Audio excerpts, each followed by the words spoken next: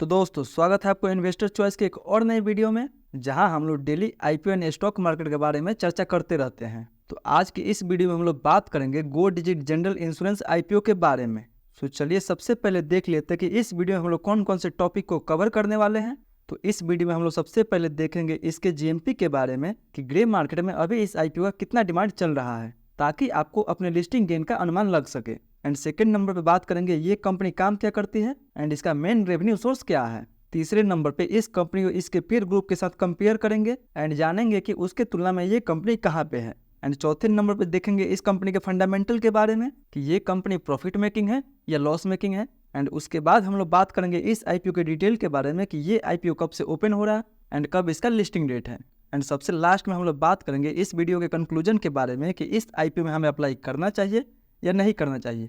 अगर अप्लाई करना चाहिए तो लिस्टिंग गेन के हिसाब से करना चाहिए या लॉन्ग टर्म के हिसाब से करना चाहिए। तो दोस्तों वीडियो के अंत तक जरूर बने रहें, क्योंकि अगर आप इस आईपीओ में पैसा लगाना चाहते हैं तो ये आपके लिए काफ़ी ज़रूरी हो जाता है कि पहले इस कंपनी के काम एंड इस कंपनी के फंडामेंटल को आप अच्छी तरह से जानें।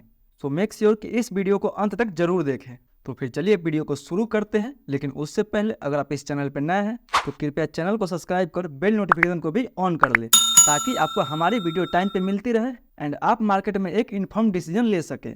तो फिर चलिए हम लोग सबसे पहले बात करते हैं इस आईपीओ के जीएमपी के बारे में कि मार्केट में अभी इसका क्या जीएमपी चल रहा है। तो दोस्तों मार्केट में अभी इस आईपीओ का उतना अच्छा जीएमपी नहीं चल रहा है, लगभग 10 से 15% के आसपास इस आईपीओ का जीएमपी चल रहा है। बट अगर 15% के हिसाब से भी देखा जाए तो पर शेयर पे हमें 40 रुपये का प्रॉफिट बता रहा है, 55 शेयर का लॉट है, उस हिसाब से लगभग 2200 के आसपास प्रॉफिट मिल सकता है पर लॉट पे। बट याद रहे कि ये जीएमपी टेम्पोररी पीरियड के लिए होता है, यानी ये फिक्स नहीं होता है। सो हमें इस जीएमपी पे टोटली रिलाई नहीं करना चाहिए। इसीलिए अच्छा सेक्टर एंड अच्छा फंडामेंटल वाले आईपीओ में ही पैसा लगाएं, क्योंकि अगर मार्केट में अभी इसका जीएमपी 10 से 15% का है तो ये फिक्स भी नहीं है कि इसका लिस्टिंग हमें 10-15% के प्रीमियम पे देखने को मिलेगा। हो सकता है इसका लिस्टिंग माइनस में भी देखने को मिल जाए या फिर प्लस में भी देखने को मिल जाए। तो इसके कंक्लूजन के बारे में तो हम वीडियो के अंत में बात करेंगे, लेकिन चलिए उससे पहले इस कंपनी के बारे में जान लेते हैं। तो दोस्तों ये कंपनी साल 2016 में इनकॉर्पोरेट हुई थी, यानी देखा जाए तो ये मार्केट में एक नई प्लेयर के रूप में आई है। एंड ये कंपनी जनरल इंश्योरेंस प्रोवाइड करवाती है।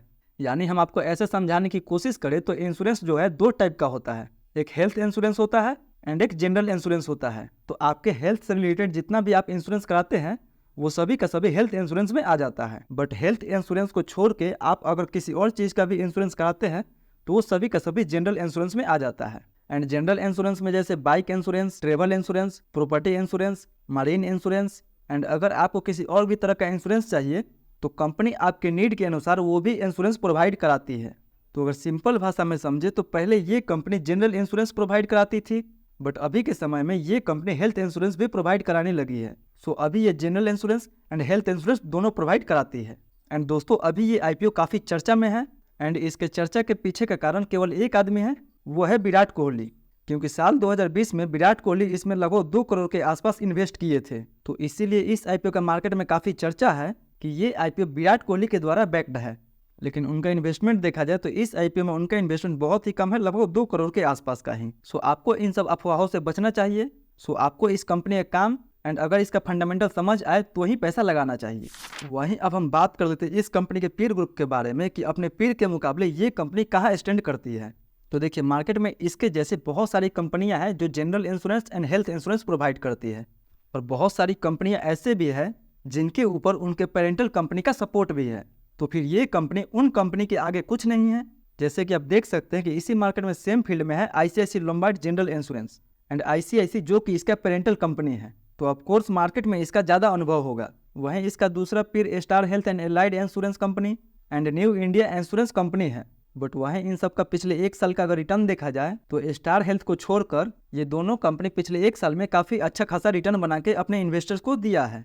यानी इससे हम अनुमान लगा सकते हैं कि ये जो कंपनी है वो लॉन्ग टर्म के लिए है। एंड गो डिजिट इंडिया के सबसे तेजी से ग्रो करने वाला नॉन लाइफ इंश्योरेंस कंपनी है, जिसका डिजिटल इंश्योरेंस में लगभग 80% का मार्केट शेयर है। सो दोस्तों ये 80% market share digital insurance sector में है। एंड अगर ओवरऑल इस कंपनी का मार्केट शेयर समझे तो ओवरऑल इस कंपनी का मार्केट शेयर लगभग 3% के आसपास है। यानी जितना भी इंश्योरेंस वाले कंपनी है उन सब के मुकाबले में इस कंपनी का मार्केट शेयर 3% का है। तो ये साइज में काफ़ी छोटी है, तो इसका भी आपको ध्यान रहना चाहिए। तो चलिए अब हम लोग इस कंपनी के फंडामेंटल के बारे में बात कर लेते हैं। तो अगर सबसे पहले कंपनी के रेवेन्यू के बारे में बात करें तो 2021 एंड 2022 में कंपनी का रेवेन्यू माइनस में ही था, बट FY23 के बाद ही कंपनी अच्छा खासा रेवेन्यू जनरेट कर पाई है। वहीं अगर प्रॉफिट के बारे में बात करें तो प्रॉफिट के मामले में भी कंपनी 2021 एंड 2022 में लॉस में थी, बट 2023 में कंपनी ने काफ़ी अच्छा खासा बाउंस बैक किया एंड लगभग 35 करोड़ के आसपास प्रॉफिट जनरेट की। यानी कहाँ पहले 296 करोड़ का लॉस में थी, वहीं FY23 में 35 करोड़ के आसपास प्रॉफिट जनरेट की एंड अभी FY24 के क्वार्टर थर्ड तक कंपनी 129 करोड़ का ऑलरेडी प्रॉफिट जनरेट कर चुकी है। यानी कंपनी का लॉस से प्रॉफिट का सफ़र काफ़ी अच्छा रहा है। वहीं अगर इसके हम रिजर्व एंड सरप्लस की बात करें तो कंपनी के पास काफ़ी अच्छा खासा रिजर्व एंड सरप्लस भी मौजूद है एंड रिजर्व एंड सरप्लस की तुलना में कंपनी का टोटल उधारी देखा जाए तो अभी तक फिलहाल कंपनी के पास 200 करोड़ का ही डेट है। यानी इतना रिजर्व एंड सरप्लस होने के बावजूद कंपनी के पास 200 करोड़ का डेट है। यानी हम ऐसे मान सकते हैं कि ये कंपनी ऑलमोस्ट डेट फ्री है, क्योंकि 200 करोड़ के मुकाबले कंपनी लगभग 24,000 करोड़ के रिजर्व पे बैठी हुई है। यानी मिला जुला के देखा जाए तो कंपनी का फंडामेंटल तो ठीक ही है, क्योंकि पिछले एक साल में कंपनी का सेल्स ग्रोथ 53% से इंक्रीज हुआ है। तो कंपनी का सेल्स भी ईयर ऑन ईयर बेसिस पे अच्छा बढ़ रहा है। तो ये तो हो गई कंपनी के फंडामेंटल के बारे में। तो चलिए अब हम लोग बात करते हैं इस IPO के डिटेल के बारे में। तो ये IPO 15 से 17 मई तक खुला रहेगा, जिसका प्राइसमेंट 258 रुपये से लेकर 272 रुपये पर शेयर रखा गया है एंड इस IPO का टोटल इशू साइज 2615 करोड़ का होने वाला है, जिसमें से 1125 करोड़ के आसपास फ्रेश इशू होगा एंड 1490 करोड़ के आसपास ऑफर फॉर सेल के तहत इसके प्रमोटर अपना हिस्सेदारी बेचेंगे।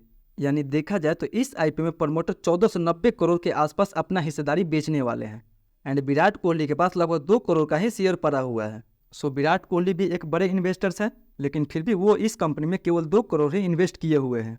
वहीं मिनिमम हम इसमें 1 लॉट अप्लाई कर सकते हैं। 1 लॉट में हमें 55 शेयर मिलेगा, जिसके लिए हमें 14,960 रुपये तक इन्वेस्ट करना होगा। एंड इस IPO की एक खास बात यह है कि इसमें रिटेल को बस 10% का ही कोटा दिया गया है। देखा जाए तो मेरे हिसाब से तो ये काफ़ी अच्छी बात है कि ऐसे IPO में रिटेल को सेबी 10% का ही कोटा रखती है, क्योंकि ऐसे IPO में ट्रैप होने का काफ़ी चांस रहता है, जिसको सेबी भी काफ़ी अच्छी तरह से जानती है। एंड वहीं इसका अलॉटमेंट 21 मई एंड लिस्टिंग 23 मई को देखने को मिल जाएगा। तो दोस्तों ये तो हो गई इस IPO के पूरी डिटेल के बारे में। तो फिर चलिए अब हम लोग बात करते हैं इस IPO कंक्लूजन के बारे में कि हमें इस IPO में अप्लाई करना चाहिए या नहीं करना चाहिए। अगर अप्लाई करना चाहिए तो लिस्टिंग गेन के हिसाब से करना चाहिए या लॉन्ग टर्म के हिसाब से करना चाहिए। तो हम सबसे पहले बात करेंगे कि क्या हमें इस IPO में लिस्टिंग गेन के लिए अप्लाई करना चाहिए या नहीं करना चाहिए। तो दोस्तों इस IPO में आपको लिस्टिंग गेन के लिए जरूर अप्लाई करना चाहिए, लेकिन कब करना चाहिए? तो अगर इसका GMP 20 से 25% के ऊपर जाए तो वहीं इस IPO में आपको लिस्टिंग गेन के लिए अप्लाई करना चाहिए, क्योंकि रोज इसके GMP में उतार चढ़ाव होते रहेंगे। तो आपको पहले और दूसरे दिन का वेट करना होगा एंड अगर तीसरे दिन इसका GMP 20% या 25% से ऊपर हो तभी आप इसमें अप्लाई करें। एंड अगर आपको इसके लेटेस्ट GMP की जानकारी चाहिए तो उसके लिए आप हमारे टेलीग्राम चैनल से जुड़ सकते हैं, जिसका लिंक डिस्क्रिप्शन बॉक्स में दिया गया है। वहाँ पे आपको डेली GMP अपडेट टाइम से मिलता रहता है। वहीं अब हम बात कर लेते हैं कि क्या इस IPO में हमें लॉन्ग टर्म के लिए अप्लाई करना चाहिए या नहीं करना चाहिए। तो देखिए इस IPO में आपको लॉन्ग टर्म के लिए भी बिल्कुल अप्लाई करना चाहिए, बट कितना समय के लिए, ये भी क्वेश्चन काफ़ी इंपॉर्टेंट होने वाला है। तो दोस्तों इस IPO में आप जितना भी टाइम देंगे उतना आपके लिए बेटर रहेगा, क्योंकि अभी इंश्योरेंस सेक्टर इंडिया में अपने पीक पे नहीं है। इंश्योरेंस सेक्टर को अपने पीक पे पहुंचने के लिए अभी भी 10 साल की ज़रूरत है, तभी जाके इंडिया में सबके पास खुद का इंश्योरेंस होगा। एंड जैसे जैसे लोग अपना इंटरेस्ट इंश्योरेंस की तरफ दिखाएंगे वैसे वैसे इस कंपनी को भी प्रॉफिट होने वाला है।